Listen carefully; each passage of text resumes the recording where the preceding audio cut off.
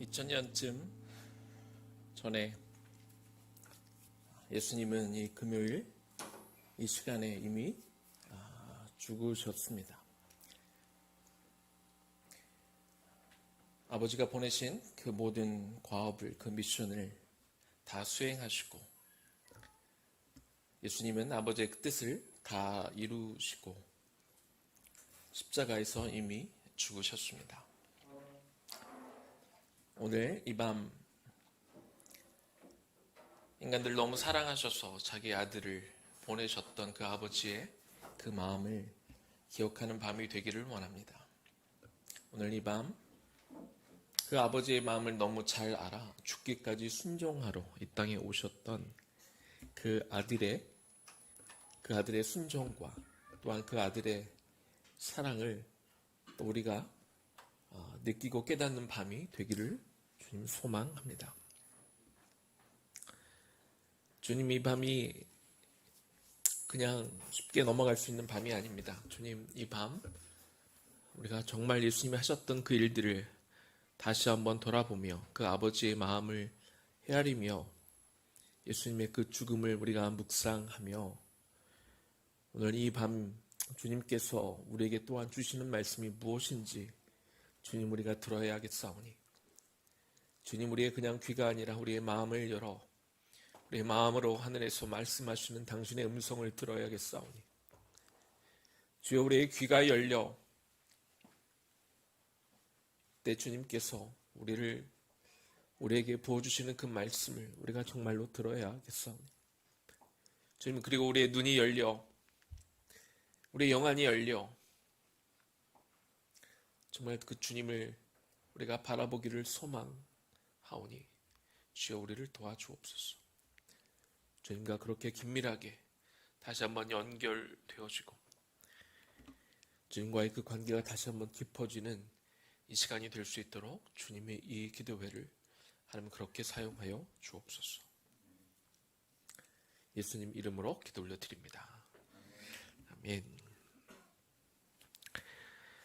네, 오늘 성금요일 밤을 맞이해서 우리가 함께 이렇게 기도할 수 있음에 너무나 감사를 드립니다. 우리가 하나님 앞에 정말 집중하고 그날에 있었던 일들을 우리들이 다시 한번 상기하며 오늘 이 밤 주님께서 우리에게 주시고자 하는 그 분명한 음성들을 다 같이 듣는 시간이 되기를 소망합니다. 마가복음 12장 6절에서 10절까지 말씀입니다. 오늘은 포도원에 간 아들이란 제목을 가지고 우리가 말씀을 나눌 텐데요.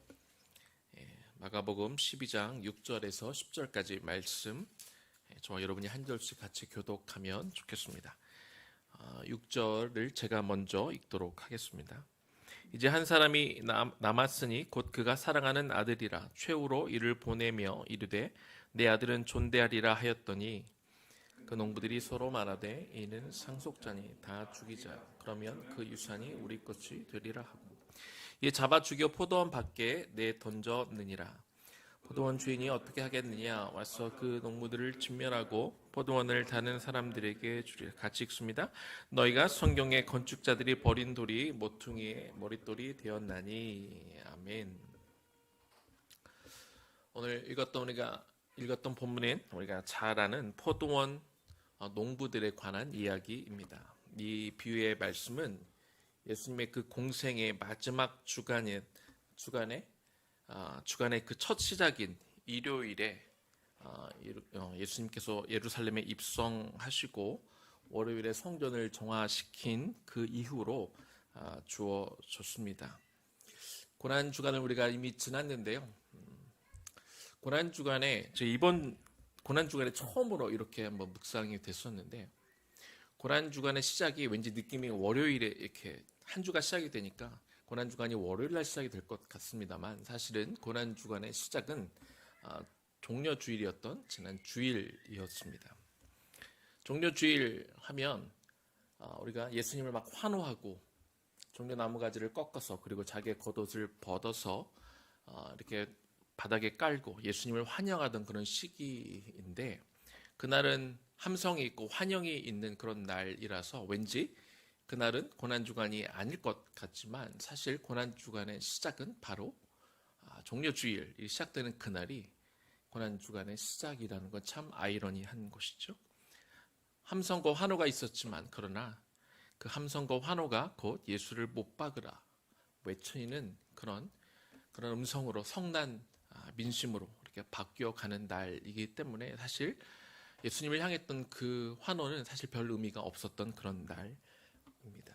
고난주간이 이처럼 그런 환호로 시작이 되었지만 그러나 그것이 예수를 죽이려고 외쳤던 그 소리로 바뀌어가는 그 시작의 날이기 때문에 우리가 그 고난주간이 종려주일이라는 것은 우리에게 또 시사하는 바가 많이 있지 않나 이렇게 묵상해보는 그런 고난주간이었습니다.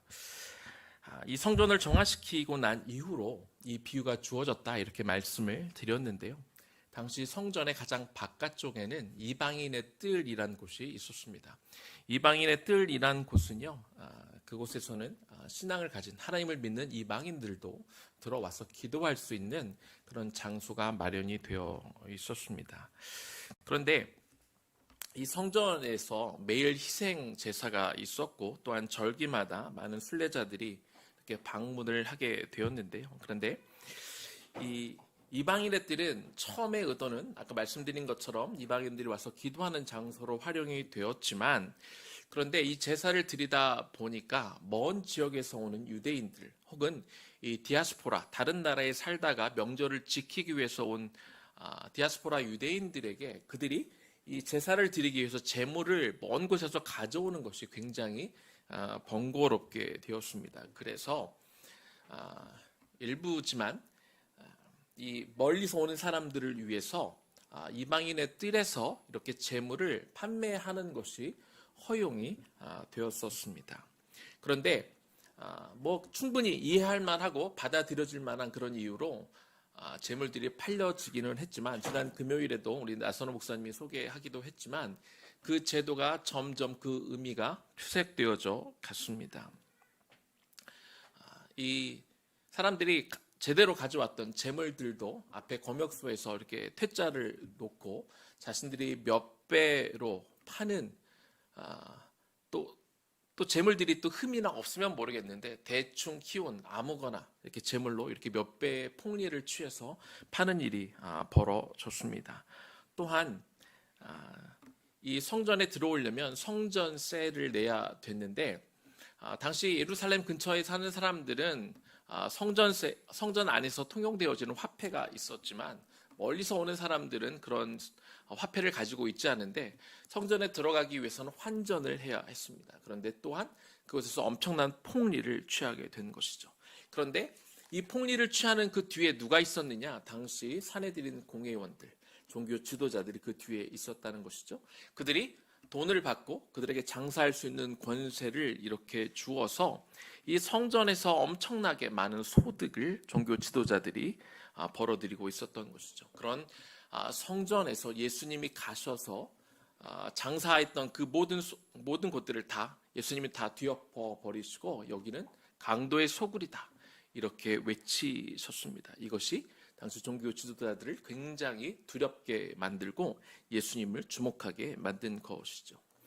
이런 배경 속에서 이런 상황 속에서 오늘 예수님께서 포도원의 비유를 종교 지도자들 앞에서 이야기해 주고 있는 것이죠.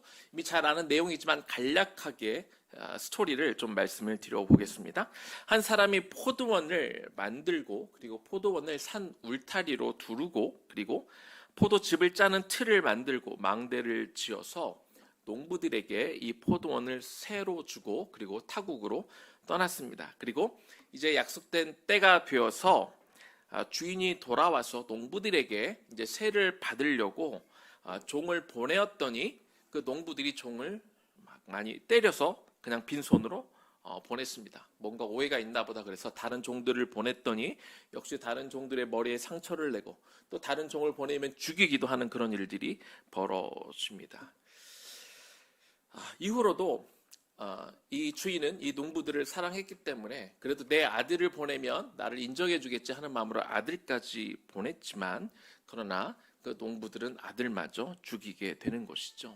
결국 어쩔 수 없이 그 주인이 와서 그 농부들을 싹 쓸어버리고 그리고 농부들을 심판하는 내용이 오늘 본문의 이야기입니다. 오늘 이 이야기 안에 세 부류의 사람들이 등장을 하는데, 오늘은 이 세 명의 사람들을 가지고 이야기 나누면서 하나님 우리에게 무슨 말씀을 주시는지 우리가 들어보는 시간을 갖도록 하겠습니다. 먼저는요, 포도원 주인에 대한 이야기를 좀 해보도록 하겠습니다. 이 비유에서 포도원 주인은 하나님을 의미합니다. 성경 여러 곳을 보면 하나님이 어떤 분이신가, 하나님의 속성에 대해서 말해주는 구절들이 있는데요. 그 중에 시편 103편 8절 말씀을 제가 한번 읽어보겠습니다. 여호와는 긍휼이 많으시고 은혜로우시며 노하기를 더디하시고 인자하심이 풍부하시도다. 이것이 하나님의 속성이지요. 일반적으로요, 사람들이 이 땅을 세를 줄 때 주인이 자기가 땅을 막 어떻게 정비해서 세를 내주는 경우는 별로 없습니다.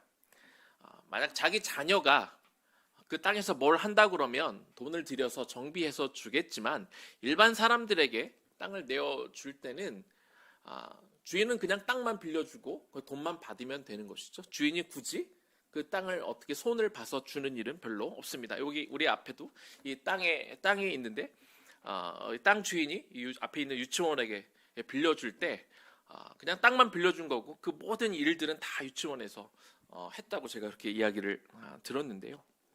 이것이 일반적으로 땅을 빌려줄 때 일어나는 일입니다. 그런데 이 주인은 달랐습니다.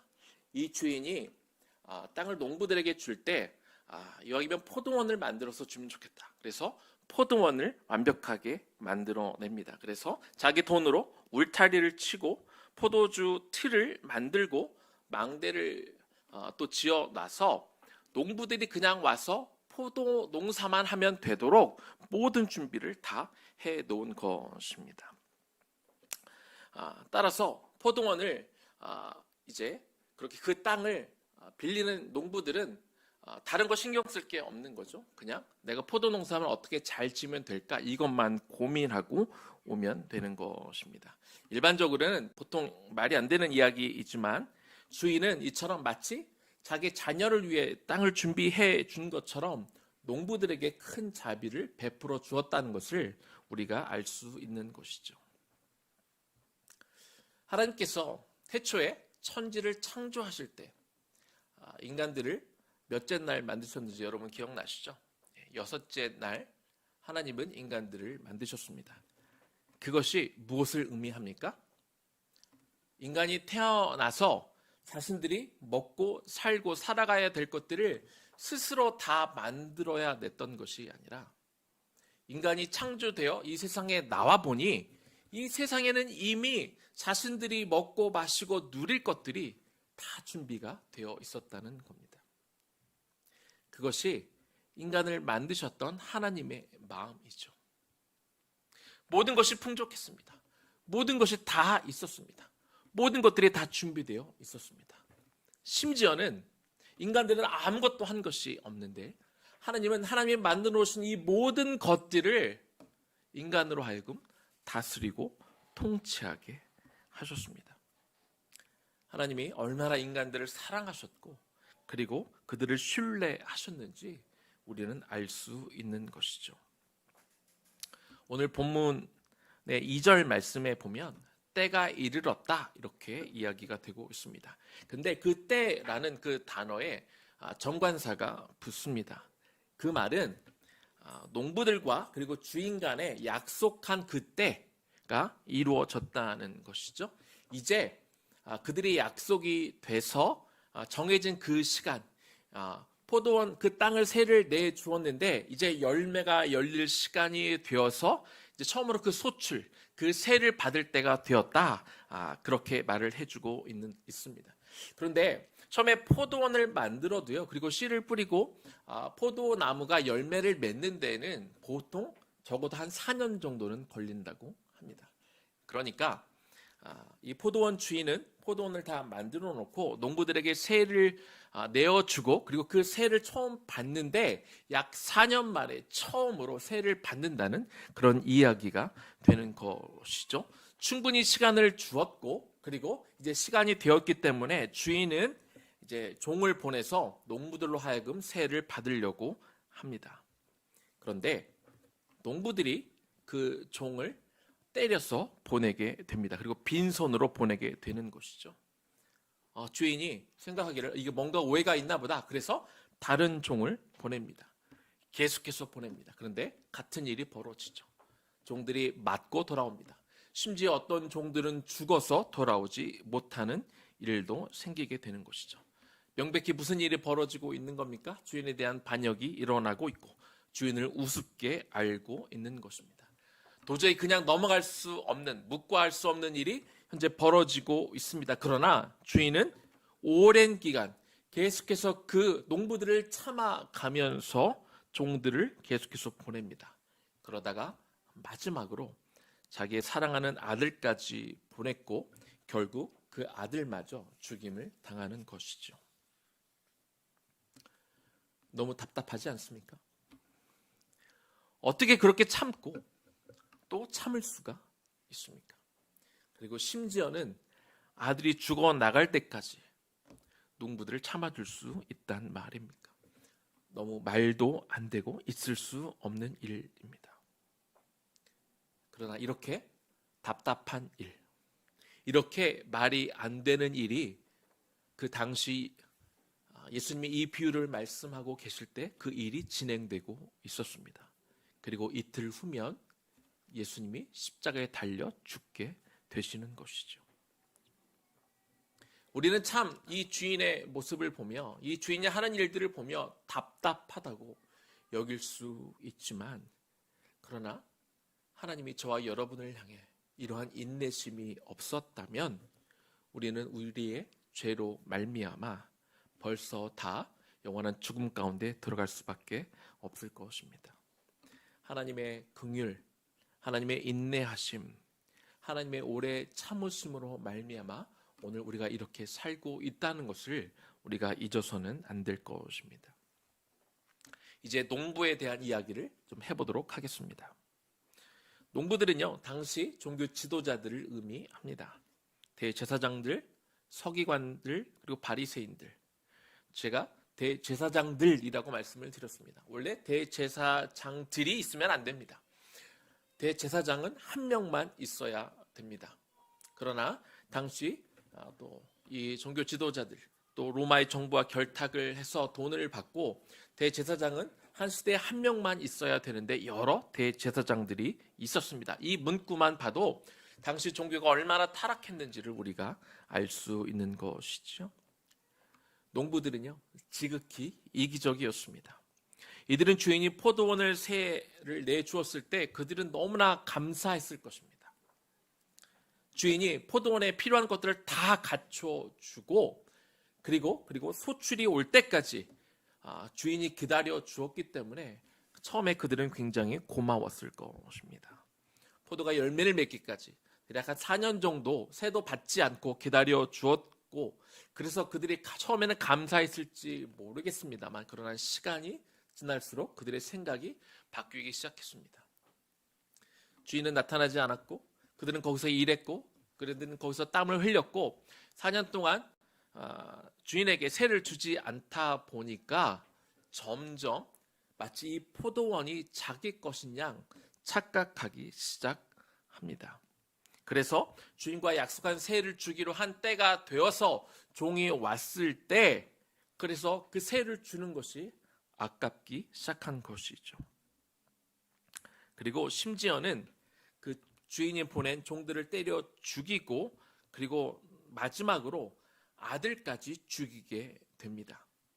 주인의 아들을 죽여서 포도원을 차지하겠다는 심산이었습니다. 이 본문을 묵상하면서요, 제가 가장 많이 묵상한 부분이 이제 이 부분인데, 포도원 주인은 왜 도대체 이 새를 이렇게 이 사람들에게 받으려고 하셨을까? 이 새라는 게 어떤 의미가 있을까? 묵상을 해 보았습니다. 왜 새를 받기 위해서 아들까지 위험 속에 빠뜨리며 이 새를 받으려고 하셨을까? 그 생각을 해 보았습니다. 예수님이 이 비유로 말씀하신 이 스토리 가운데 새라는 단어의 원어적인 의미는요, 아주 작은 새라는 뜻이 있습니다. 그러니까 포도원 주인이 이 농부들에게 받기로 되어 있던 그 새는 금액이 큰 것이 아니라 작은 금액이라는 뜻입니다. 다시 말해서 포도원 주인이 이 포도원을 만들어 놓고 농부들에게 새를 주고 새를 받으려 할 때 많은 돈을 벌어서 자기가 부자가 되기 위해서 새를 준 게 아니라는 겁니다. 포도 농사를 짓게 하되 그가 다 만들어 주고 그리고 거의 거저 주다시피 이렇게 해 놓고 그는 단지 약간의 새만 받으려고 했던 것입니다. 그러면 이 새가 의미하는 것이 무엇이겠습니까? 이 새는 주인에 대한 권위에 대한 상징인 것입니다. 주인이 이런 권위를 인정받는 것이 중요할까요? 네, 중요합니다. 심지어 자기의 독생자를 보낼 만큼 중요합니다. 마가복음 11장 27절과 28절 말씀을 제가 읽어보겠습니다. 그들이 다시 예루살렘에 들어가니라. 예수께서 성전에서 거니실 때에 대제사장들과 서기관들과 장로들이 나와 이르되 무슨 권위로 이런 일을 하느냐? 누가 이런 일을 할 권위를 주었느냐? 자, 방금 읽은 마가복음 11장은 바로 이 일이 있기 바로 전장이죠. 예수님이 성전을 정화시킨 다음에 지도자들이 나와서 지금 예수님 앞에 항의하고 있는 겁니다. 도대체 네가 무슨 권위가 있어서 무슨 권위로 네가 이렇게 성전을 이렇게 난리를 치고 있느냐라고 그렇게 이야기하고 있는 것이죠. 당시 법적으로는요, 성전에서 일어나는 모든 일들의 권한은 이 산헤드린 멤버들이 가지고 있었습니다. 따라서 예수님이 그곳에서 장사하는 사람들을 다 뒤엎을 때 이 종교 지도자들은 어떻게 느꼈냐면 예수님이 자신들의 권위에 도전을 한다고 그렇게 생각하고 있었던 것이죠. 지도자들은 알지 못했습니다. 이 성전을 비록 당시 세속 사회에서는 그들이 책임을 맡고 있었지만 실제 성전의 주인은 예수님이라는 것을 그들은 알지 못하고 있었다는 것이죠. 아니, 설령 그들이 예수님이 성전의 주인이라는 것을 몰랐다 할지라도 성전에서 행하여지는 모든 일들에 대하여 그들이 책임을 맡고 있었다면 그들은 성전을 통해서 그들의 배를 채우는데 시간을 보낼 것이 아니라 성전 맡은 자로서 성전을 책임지는 자들로서 성전을 깨끗하게 하고 성전을 거룩하게 만들고 그 안에서 이루어지는 모든 제사가 하나님 앞에 온전히 드려지도록 그들은 그렇게 감독해야 됐습니다. 그것이 성전의 진짜 권위자인 하나님 앞에 나아가는 그런 자세가 되어야 되는 것이죠. 그러나 그들은 자신들이 성전에 대한 책임을 맡았을 뿐인데 마치 자기들의 성전의 실제 주인인 것처럼 실제 주인은 하나님이 계심에도 불구하고 자기들이 관리하다 보니까 마치 자신들이 진짜 성전의 주인인 것처럼 성전을 이용해서 자신들의 배를 불리고 있었다는 것이죠. 오늘 본문의 이 포도원 비유는요, 이 권위에 대해서 종교 지도자들이 예수님께 따져 묻던 중에 나온 이야기입니다. 다시 비유로 돌아가서 포도원 주인은요, 마치 자기 자식에게 하듯 농부들이 그저 포도 농사만 신경 쓰면 되도록 모든 것들을 다 갖추어서 이렇게 주었습니다. 그리고 포도 수확을 할 때까지 약 4년 정도의 시간을 기다리며 새도 받지 않았습니다. 그런데 포도가 이제 수확이 되자 비록 적은 금액이지만 그 새를 받으려고 한 것입니다. 적은 새라도 주인이 받아야 되는 이유는 그가 많은 사랑을 베풀어 주고 그가 그들이 할 수 있는 모든 여건들을 다 만들어 주었지만 그러나 이 적은 새라도 받음을 통해서 농부들이 이 땅의 주인은 따로 있다는 것을 그들에게 가르쳐 주어야 되기 때문에 그런 것이죠. 아무리 사랑하고 아무리 일정 기간 새를 받지 않는다 할지라도 결국 때가 됐을 땐 그 소출을 주인에게 드려 당신이 나의 주인입니다. 이것을 그들이 분명히 알게 해주시기 위해서 그 주인은 돈을 벌기 위해서가 아니었기 때문에 적은 것이지만 그렇게 받으려 했던 것입니다. 다시 한번 말씀드리지만 하나님은 천지를 창조하실 때 인간을 마지막으로 창조하셨습니다. 인간들이 살아갈 수 있는 최적의 환경을 만들어 주셨고, 그리고 당신이 만들어 놓은 이 피조 세계를 인간들에게 위임하셨습니다. 인간들은 하나님이 만들어 놓으신 이 창조 세계에서요, 얼마든지 자유롭게 그리고 풍성하게 살 수 있었습니다. 그런데 그 인간은 선악과를 먹기만 하면 너도 하나님처럼 될 수 있어 라는 그 유혹 한마디에 자기도 하나님처럼 되고 싶어서 이미 모든 것을 다 가졌는데, 이미 너무나 풍족한데, 이미 충만하게 살고 있었는데 하나님이 되고 싶은 그 마음 때문에 선악과를 따먹는 것을 시작으로 선을 넘기 시작합니다. 하나님의 권위에 도전하고 하나님을 주인으로 인정하지 않은 것이지요. 이 여인간들은 바벨탑을 하늘로 쌓아 올리며 우리의 이름을 대자, 설령 하나님이 이미 홍수로 다시는 내가 벌하지 않겠다 이미 약속하셨지만, 설령 하나님이 홍수를 낸다 하실지라도 우리가 탑을 더 높게 쌓아서 우리도 하나님 앞에 올라가자, 이렇게 하나님 앞에 도전하는 것입니다. 이것이 인간의 역사 속에서 인간들이 한 행위이고, 오늘날 때로 저와 여러분이 하나님 앞에 하는 행동인 것이죠. 이것이 포도원 비유를 통해 진짜 주인의 권위를 무시하고 주인은 행세를 하고 있던 당시 지도자들에게 주던 예수님의 경고인 것입니다. 그리고 주인을 알아라, 주인을 섬겨라, 진짜 주인을 알고 그분의 주 되심을 인정하라, 이 경고를 예수님이 하고 계신 것이죠. 마지막으로 아들에 대한 이야기를 좀 하도록 하겠습니다. 포도원 주인의 아들은 예수 그리스도를 상징합니다. 주인은 최후의 수단으로 아들을 농부들에게 보냈습니다. 농부들이 종들은 때리고 죽였어도 자기 아들만큼은 그래도 주인의 권위를 봐서 그래도 죽이지는 않겠지 하는 마음으로 세를 받기 위해서, 주인으로 인정받기 위해서 아들까지 보냈습니다. 그러나 농부들은 주인의 반응과는 달리 다른 반응을 보이죠. 농부들은 아들마저 죽이기로 작정합니다. 아들을 죽이겠다는 것은요, 노골적으로 내가 이 포도원을 차지하겠다는 신호를 보내는 것입니다.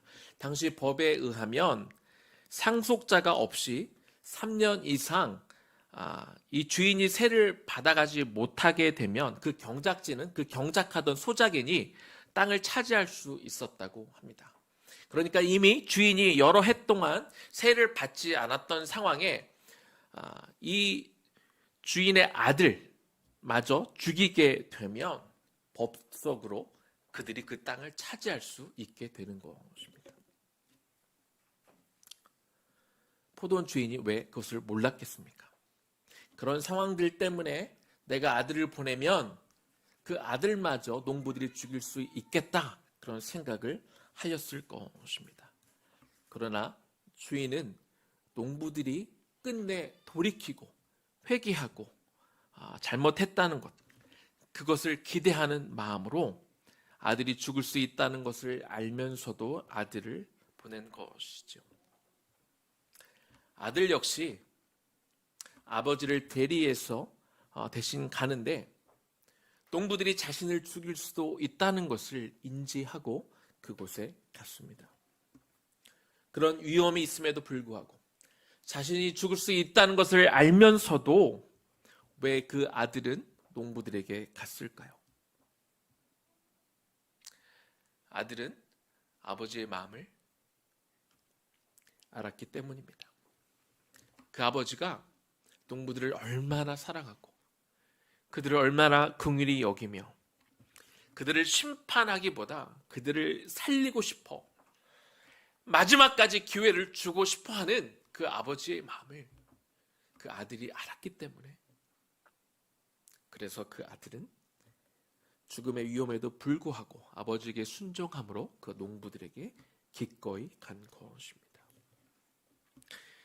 그리고 이 포도원 주인의 아들이 죽임을, 물론 이야기 속이지만 죽임을 당한 것처럼 이 비유를 말씀하시고 이틀 후에 갈보리 십자가 위에서 농부들과 같은 죄인들을, 그 죄인들의 죄를 용서하시기 위해서 예수님은 기꺼이 십자가에서 죽으셨습니다. 이제 말씀을 마무리하겠습니다. 예수님은 이 말씀을, 이 비유를 하시면서 어떤 생각을 하셨을까요? 앞에서 말씀드린 것처럼 예수님은 십자가에 달려 죽으시기 이틀 전에 이 말씀을 하셨습니다.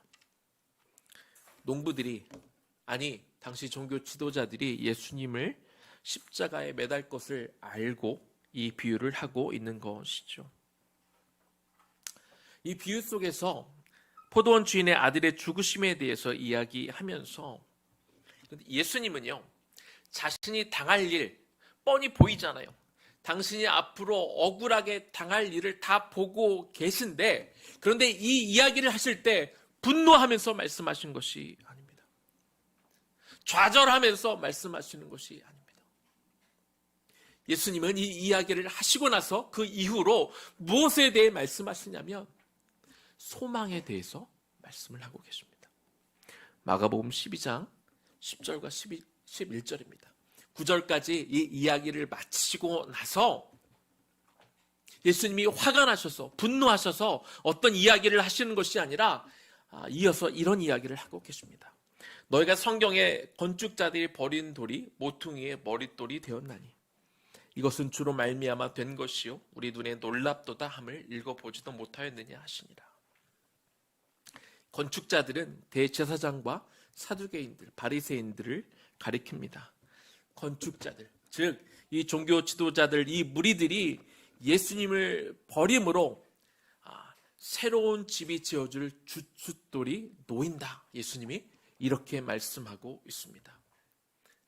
그 또 다른 집이 세워질 또 다른 집이 무엇일까요? 교회를 의미합니다. 예수님이 십자가에 달려 죽으심으로 이제 모든 이들의 죄를 사하고 용서받을 수 있는 기회를 여셨는데, 그냥 여시는 것이 아니라 예수님의 죽으심은 이제 그 죽으심으로 인하여 교회가 세워질 그 주춧돌이 된다. 예수님이 그렇게 말씀하고 있습니다. 당신이 억울하게 죽임당하고 버림받고 그런 상황 가운데 자신의 억울함을 토로하시는 것이 아니라, 나는 죽지만 나의 죽음을 통해서 앞으로 교회가 세워질 거야 하는 소망을 사람들에게 말씀해주고 있는 것이죠. 예수님의 이 말씀은요, 사도행전 4장에도 그대로 나옵니다.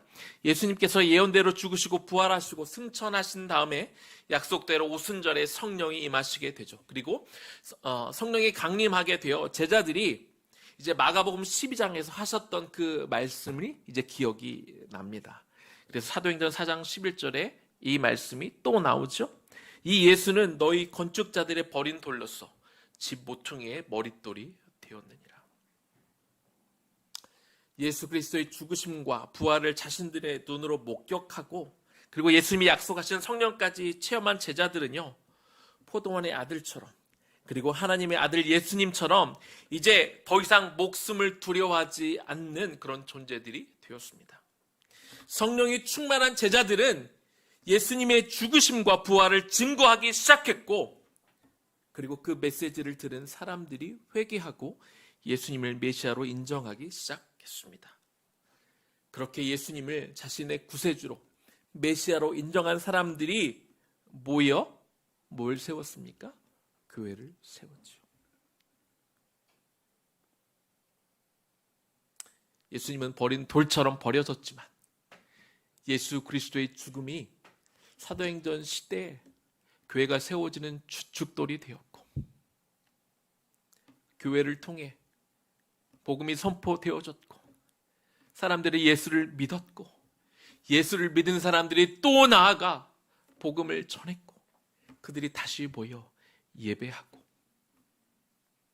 다시 복음을 전하는 그 교회가 세워졌다는 겁니다.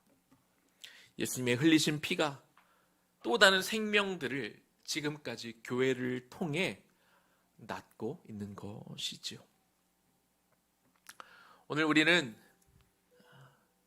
예수님이 십자가에 달려 죽으신 날을 기념하면서 예수 그리스도의 핏값으로 세워진 주님의 몸된 교회에서 우리가 이렇게 예배를 드리고 있습니다. 성금요일을 맞아 우리는 포도원에 간 아들처럼 죽을 것을 알고도 이 땅에 오셨고 그리고 실제로 십자가에 달려 죽으신 그 예수님의 순종을 기억해야 합니다. 그리고 기억할 뿐만 아니라 우리도 이 땅에 살면서 포도원 주인의 아들처럼 그 아버지의 마음을 알아 아버지가 필요하다는 곳에 우리도 기꺼이 가서 우리도 희생하고 섬기며 살아야 할 것입니다. 오늘 그렇게 결단해야 합니다. 그리고 그 결단을 하고 우리가 부활절을 맞이해야 됩니다. 그런 결단 없이 그저 예수님의 십자가의 죽음만 우리가 기념하고 감사하고 부활절을 맞이한다면 그것은 부끄러운 부활절이 될 것입니다. 주님의 핏값으로 세워진 교회를 통해 계속해서 복음이 흘러가고 그리고 그 복음을 통해 새로운 생명이 계속해서 탄생할 수 있도록 그 역할을 감당하는 의회나무 교회가 되기를 소망하고 또 여러분들이 각 개인으로서 또 교회로서 생명을 낫게 하는 그 교회의 사명을 감당하는 우리 모두가 되기를 주님의 이름으로 간절히 축원합니다. 들은 말씀을 우리가 기억하면서 함께 찬양하면 좋겠습니다. 그가 오신 이유 우리 찬양하고 말씀을 기억하면서 우리가 또 하나님 앞에 기도하면 좋겠습니다.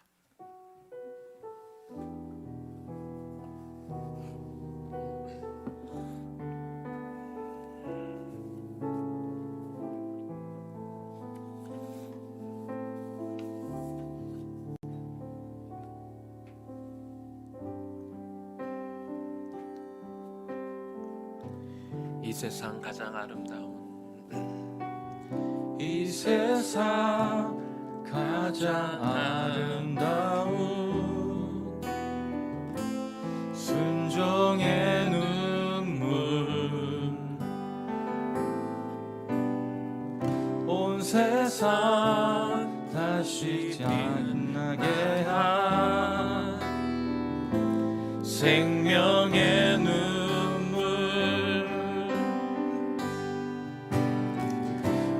그가 이 땅에 오신 이유 죽어야 살게 되고 져야만 승리하는 놀랍고 영원한 신비 지으신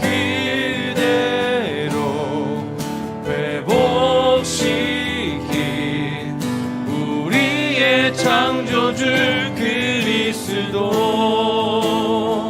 십자가의 길로 아버지 뜻 이루셨네 그가 이 땅에 오신 이유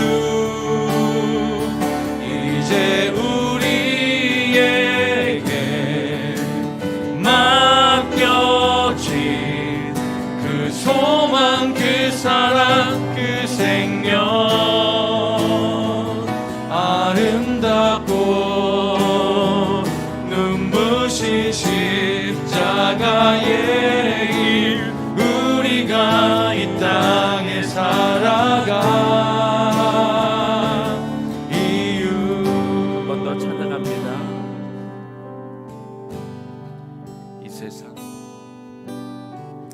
이 세상 가장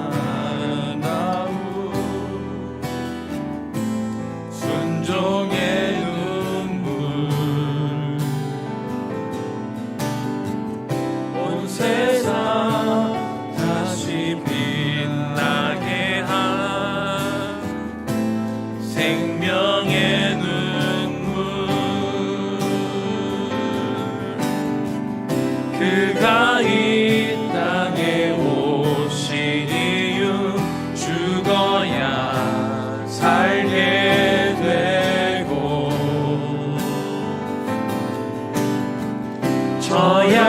져야만 승리하는 놀랍고 영원한 신비 지으신 그대로 회복시킨 우리의 창조주 그리스도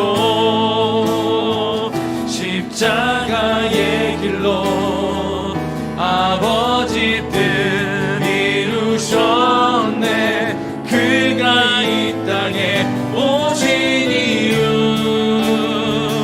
이제 우리에게 맡겨진 그 소망 그 사랑 그 생명 아름답고 눈부신 십자가의 길 우리가 이 땅에 살아갈 이유 지으신 그대로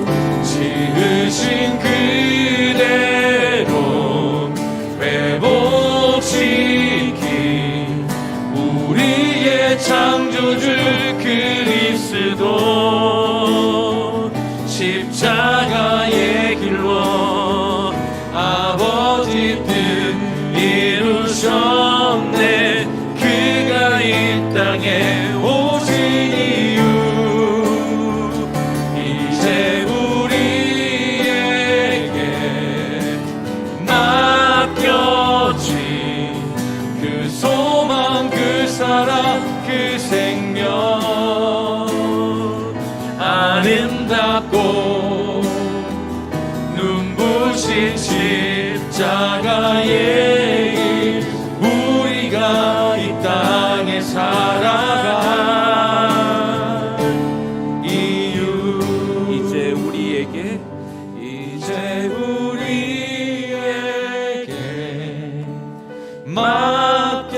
맡겨진 그 소망 그 사랑 그 생명 아름답고 눈부신 십자가의 길 우리가 이 땅에 살아갈 이유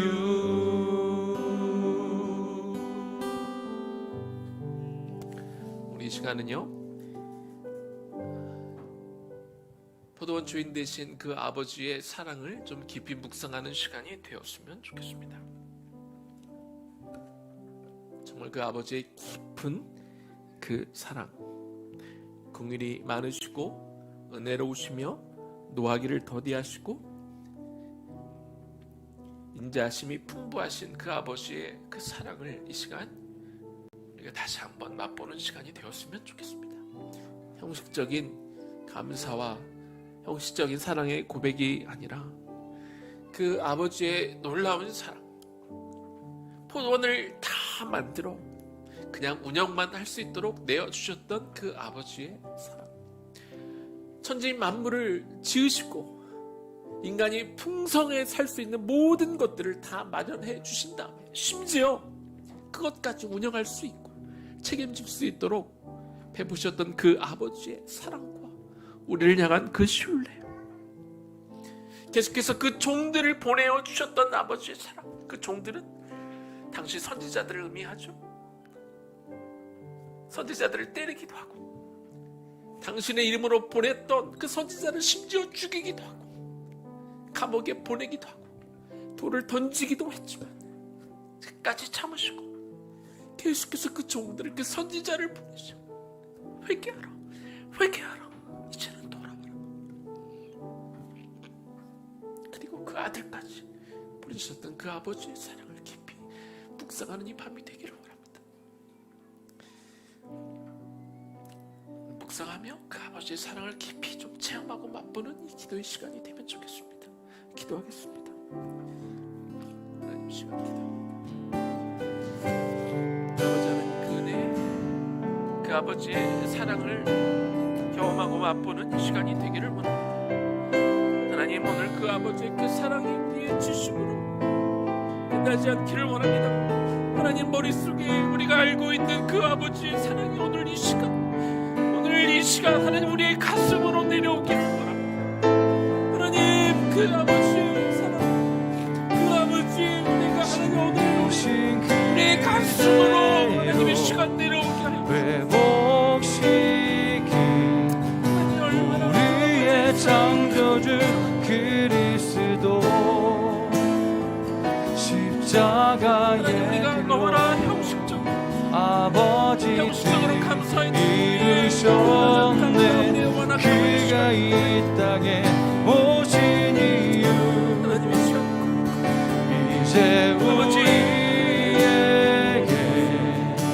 맡겨진 사랑을 우리가 이 시간 기록 그 소망 그 사랑 그 생명 우리가 이 시간 바라 아름답고 눈부신 십자가의 길 우리가 이 땅에 살아가 이유 지으신 그대로 회복시킨 우리의 창조주 그리스도 십자가의 길로 아버지 뜻 이루셨네. 그가 이 땅에 오신 이유 이제 우리에게 맡겨진 그 소망 그 사랑 그 생명 아름답고 눈부신 십자가의 길 우리가 이 땅에 살아가 이유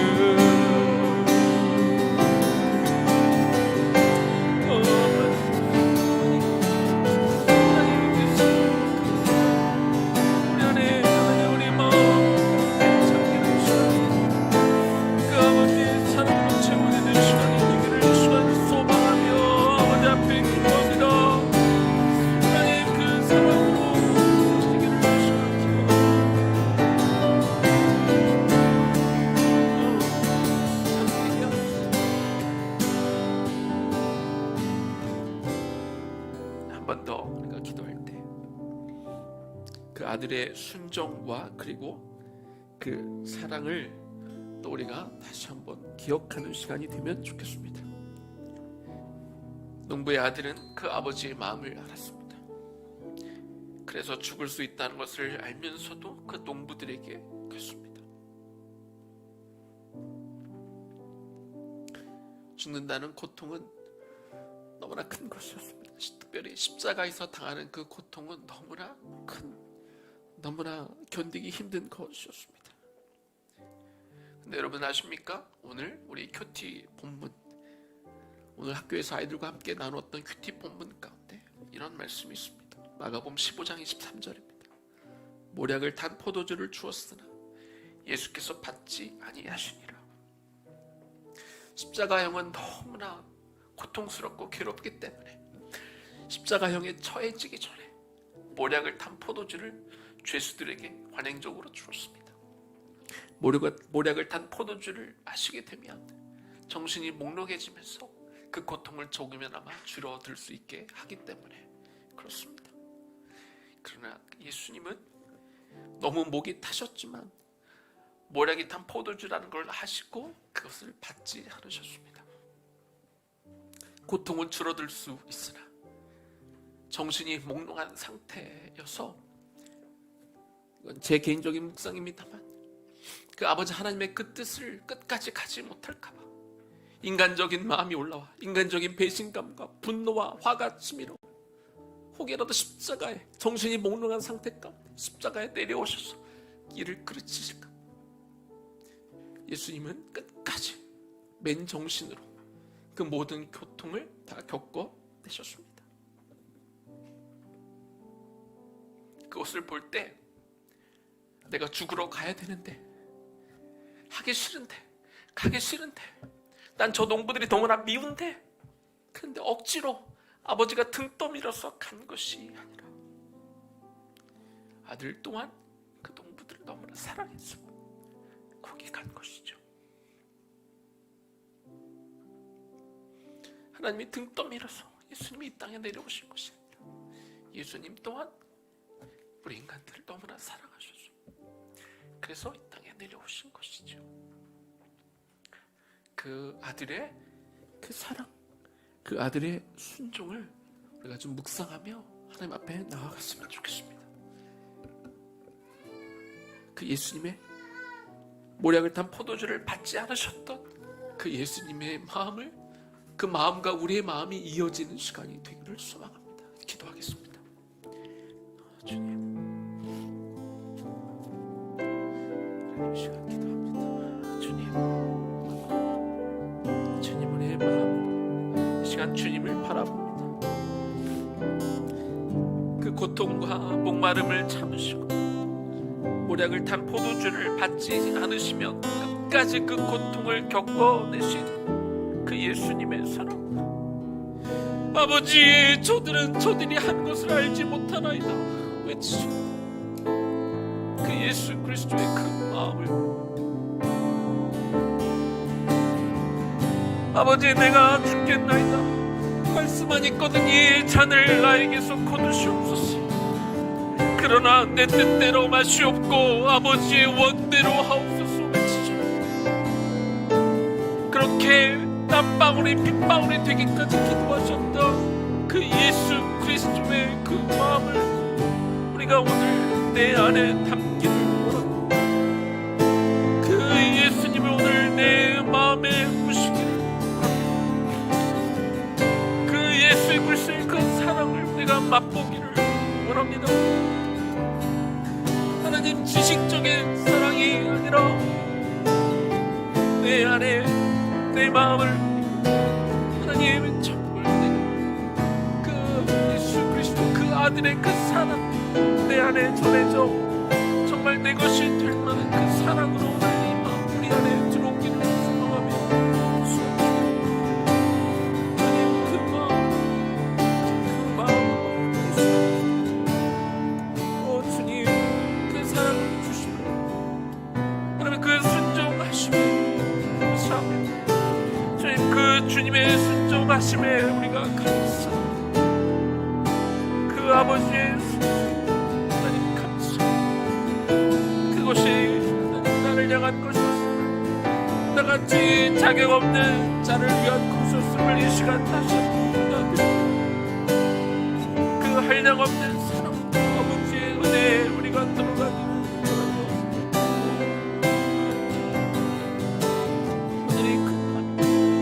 오늘 내가 그 사랑을 내가 깨닫지 못한다. 오늘 이 밤에도 내가 그 은혜를 내가 깊이 들어가지 못한다면 하나님 우리에게 무슨 은혜가 있겠습니까?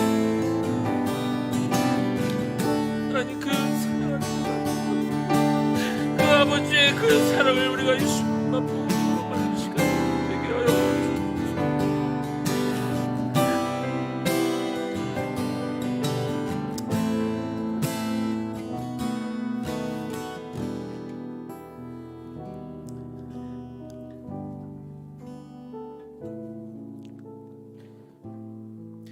이 시간 한 번 더 기도하실 때 그 농부들을 한번 돌아보면 좋겠습니다. 포도원 주인이 정말 선한 일을 했습니다. 다 만들어 주었습니다. 몸만 가서 일하면 되는 그 조건을 만들어 주셨습니다. 그리고 새를 받되 아주 약간의 새만 받기를 원했습니다. 농부들을 사랑했기 때문에 어떤 이익을 취하려고 하는 것이 아니라 다 베풀어 주되 다만 한 가지만 원했습니다.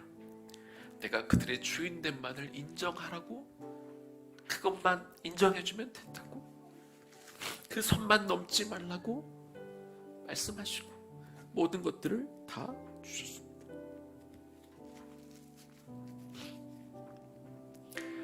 우리 안에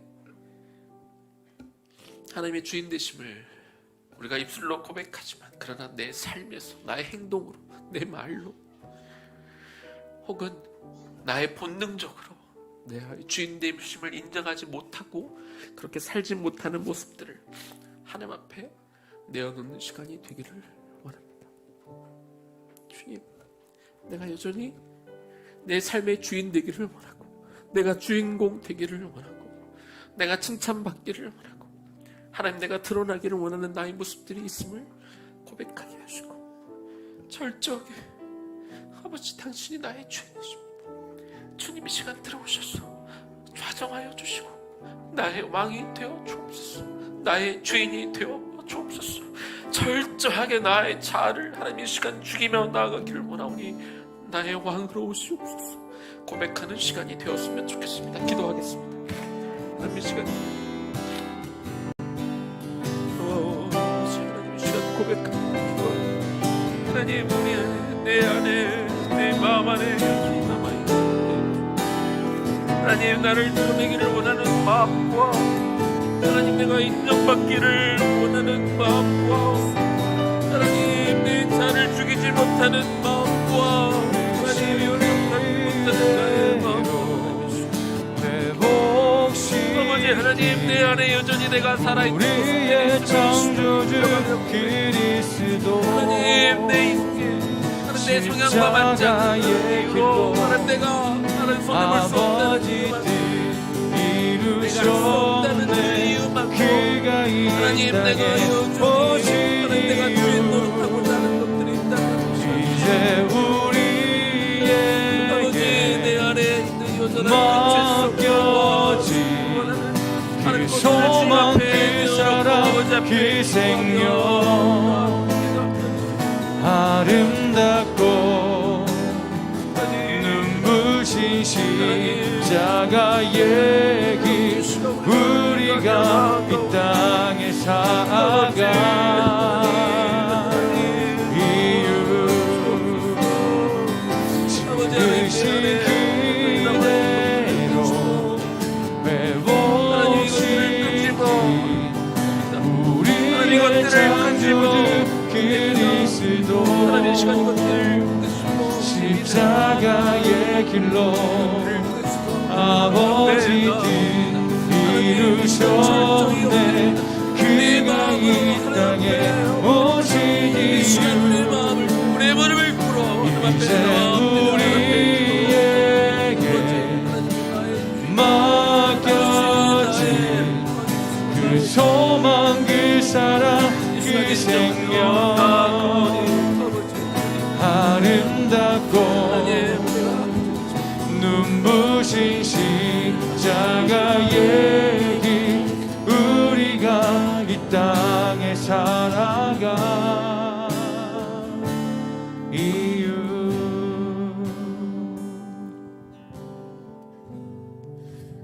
제가 한 번 더 기도할 때 내가 내 몸을 쳐서라도 하나님 앞에 순종해야 되는 것들이 있을 것입니다. 하고 싶지 않아도 오늘 이 시간 주님께서 여러분들에게 말씀해 주는 게 있을 겁니다. 하기 싫은 것일 수도 있고 하기에 두려운 것일 수도 있고 하기에 어려운 것일 수도 있지만 주님 내 안에 그동안 주셨던 그 마음들 나도 모르게 거부하거나 받아들이기 힘들었던 것이거나 하지 못하겠다고 애써 외면했던 것들이 있다면 이 시간 하나님 앞에 내어놓고 주님 나에게 순종할 수 있는 마음을 주옵소서. 내가 당신을 철저히 내 주인으로 인정하기에 이제는 더 이상 외면하지 않고 주여 내가 이제 순종하겠습니다. 결단하며 나아가는 시간이 되었으면 좋겠습니다. 기도하겠습니다. 아버지 하나님 이 시간 기도합니다. 이 시간 하나님 앞에 하나님 우리도 순종해야 될 것들이 있을 것입니다. 주님 앞에 하나님 우리가 나 순종해야 되는 것들이 있을 것입니다. 이것들을 하나님 나에게 들려주실 때 땅에 오신 이유 죽어야 살게 되고 하나님 이것들을 가지고 우리가 저야만 이것들을 가지고 오늘 우리가 이 시간을 마무리합니다. 오직 하나님이 놀랍고 영원한 지으신 그대로 이것들을 이겨내게 하여 회복시킨 우리의 창조주 그리스도 십자가의 길로 아버지 뜻 이루셨네. 그가 이 땅에 오신 이유 이제 우리에게 맡겨진 그 소망 그 사랑 그 생명 아름답고 눈부신 십자가의 길 우리가 이 땅에 살아가 이유.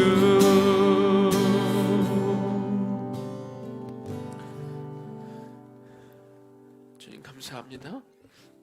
긍휼이 많으시고 은혜로우시고 노하기를 더디하시고 인자가 풍부하신 그 주님의 사랑을 오늘 우리가 다시 한번 맛보게 하시니 감사합니다. 포도원을 다 만들어 놓고 그저 경영만 할 수 있도록 그렇게 하셨던 그 아버지의 사랑, 세상 모든 만물을 다 지어놓고 다스리도록 해주셨던 그 아버지, 우리에 대한 신뢰, 계속해서 종들을 보내시고 또 보내시고 그래서 아들까지 보내셨던 그 아버지의 마음을 오늘 우리가 헤아리는 밤이 되기를 원합니다. 그 아버지의 진심을 알았기에 그래서 죽을 것을 알고도 농부들에게 갔던 포도원 주인의 그 아들의 마음 또한 우리가 헤아리는 밤이 되기를 원합니다. 십자가의 고통이 너무나 큰 것을 아셨기에 할 수만 있거든 이 잔을 나에게 옮겨달라고 그렇게 기도하셨던 예수님. 그러나 이것이 얼마나 중요한 사명인지를 아셨기에 예수님은 너무 목이 타셨지만 모략을 탄 포도주를 거부하시고 끝까지 고통 속에 모든 것들을 마무리하시며 다 이루셨다 고백하셨지요.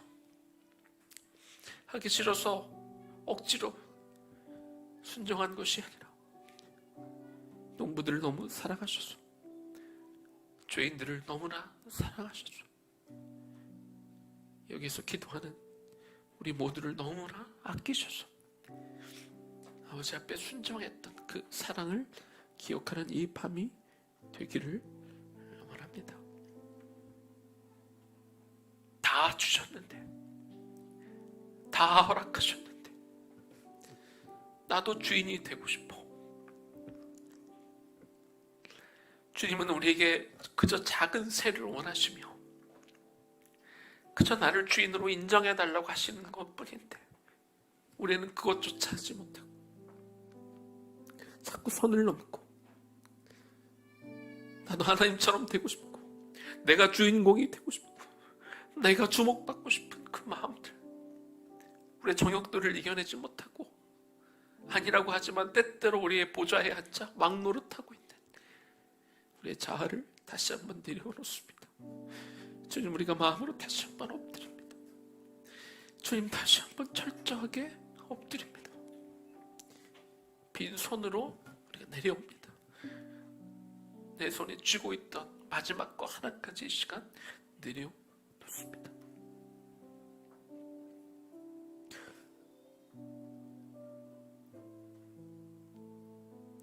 당신이 나의 주인이시고 당신이 나의 왕이심을 시간 다시 한번 인정하오니 주여, 마지막 삶의 마지막 순간까지 나의 왕이 되어주시고 나의 주인으로 나를 통치하여 주옵소서.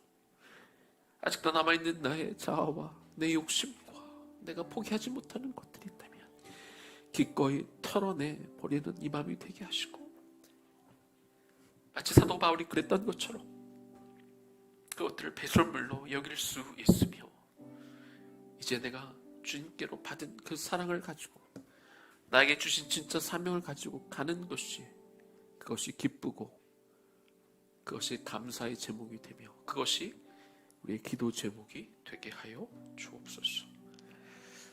예수님 이름으로 기도 올려드립니다. 우리 좀 곡을 순서를 좀 바꿨어요. 앞부분에 찬양했던 예수 그 이름, 나는 말할 수 없는 좀 그 찬양을 좀 드릴 수 있었으면 좋겠습니다.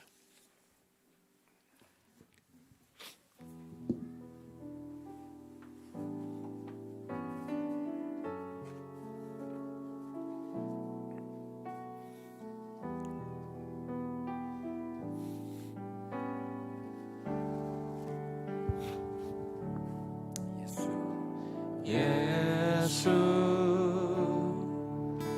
그 이름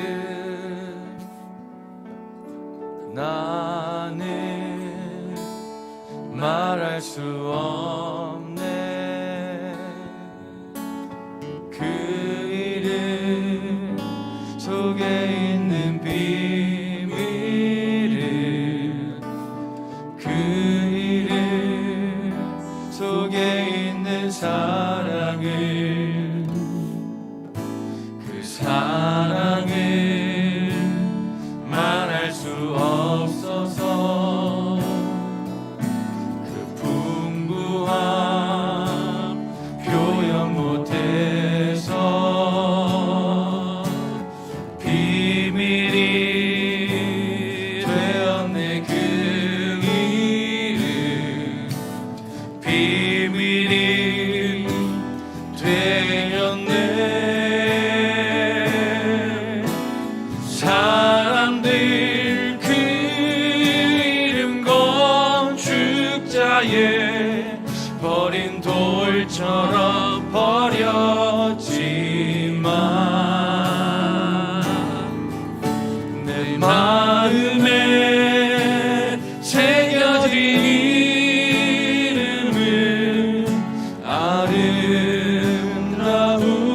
보석. 내게 있는 귀한 비밀이라 내 마음에 숨겨진 기쁨. 예수 오 그 이름 나는 말할 수 없네. 그 이름의 비밀을, 그 이름의 사랑.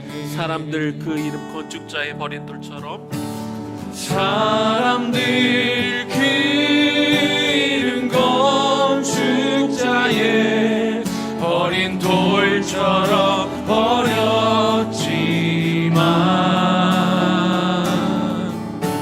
내 마음에 새겨진 이름은 아름다운 보석.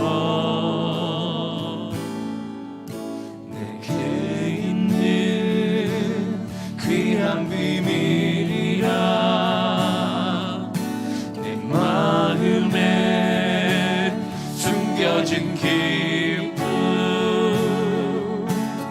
예수 오 그 이름 나는 말할 수 없네.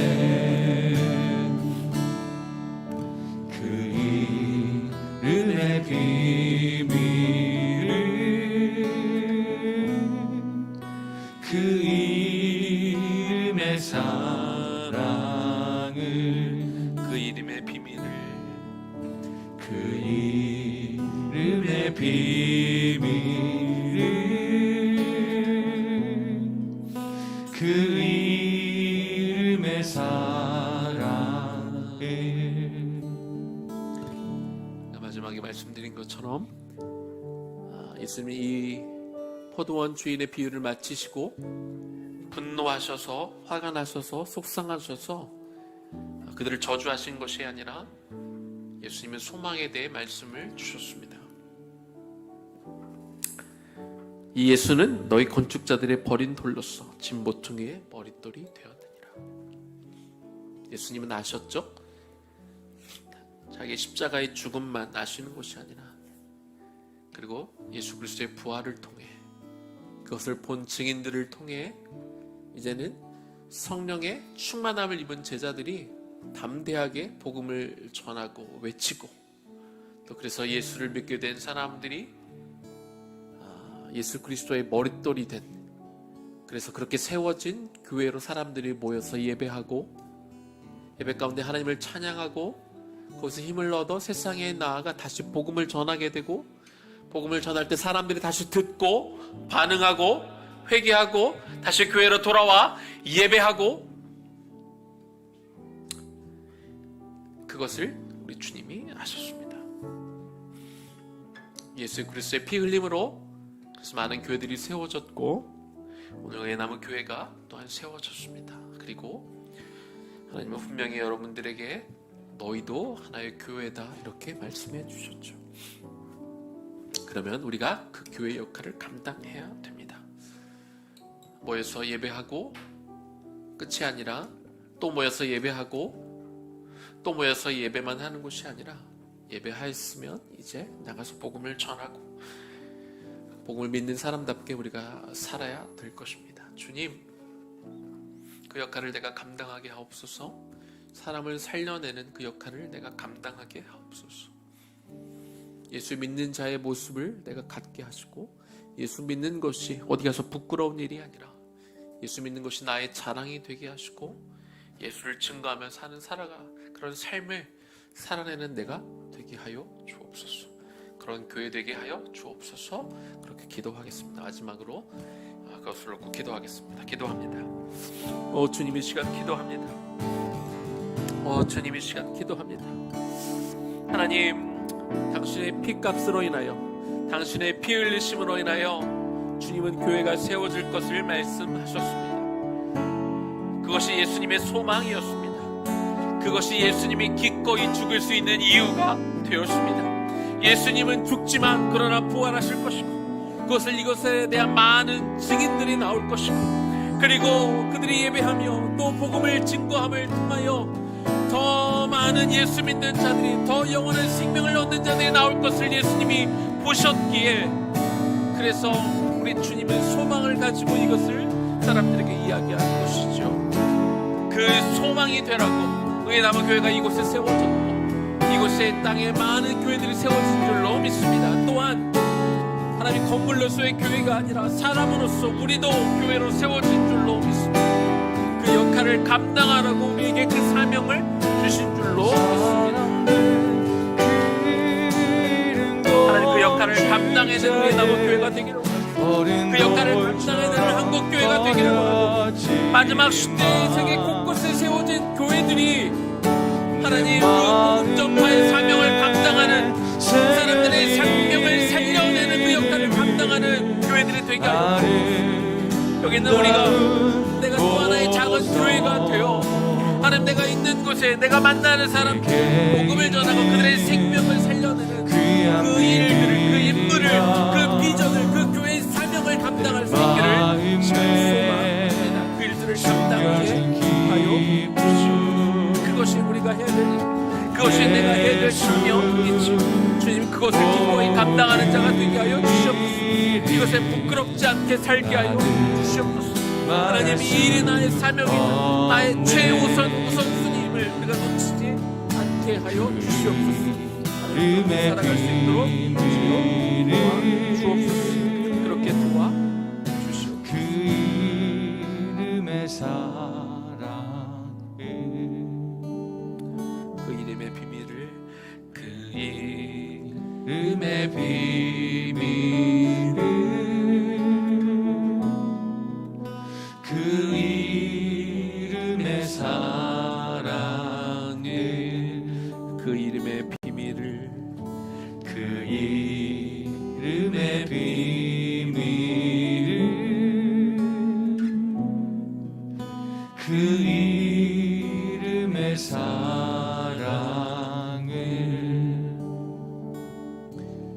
예수라는 비록 두 글자지만 그 안에 얼마나 큰 비밀이 담겨져 있는지요. 그 예수라는 이름 안에 얼마나 크고 놀라운 사랑이 담겨져 있는지요. 주님, 그 귀한 보석과 같은 그 귀한 이름을 하나님 내가 가슴에 안고, 그리고 또한 이제는 그 귀한 비밀을 나만 알 것이 아니라 다른 이들도 알 수 있도록, 그 사랑을 나만 받을 것이 아니라 그 사랑을 다른 이들도 알도록, 그리고 나도 그 사랑을 전하는 자가 되도록, 그리고 그 사랑을 실천하는 자가 되기를 소망합니다.